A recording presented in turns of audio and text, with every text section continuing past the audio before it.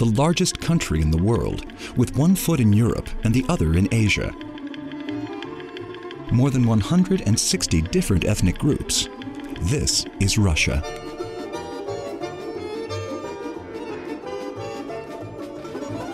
The vastness of the Russian land is hard for Westerners to grasp.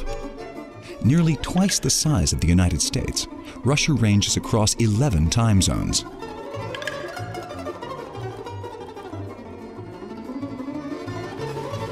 Russia today is an exceptionally large middle-income country which has undergone a dramatic transition from a centrally planned to a market economy.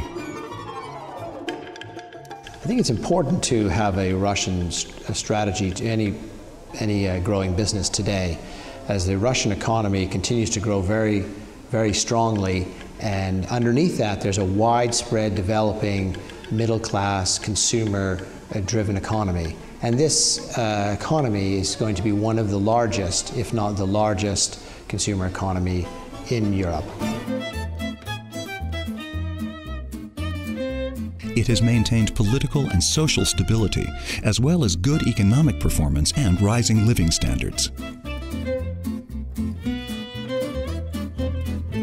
The country's financial situation continues to improve, with a decline in sovereign debt levels and an increase in its credit ratings.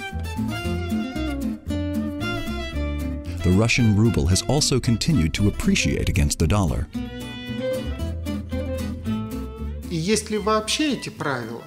About 10, 8, even 5 years ago, we had a very serious problem with the rules, as they were always changing.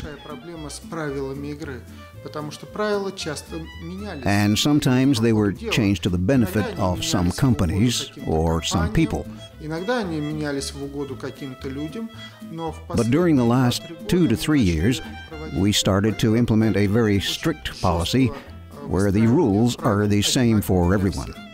I think that Russia will grow even faster than it grew before, because now human capital in Russia, people know much more than they knew, say, 10 years ago. And I think now we are at a stage when Russia has much more professional managers with a new generation, with a new mentality, and I think Russia will grow faster than it was, say, even last year or some years before.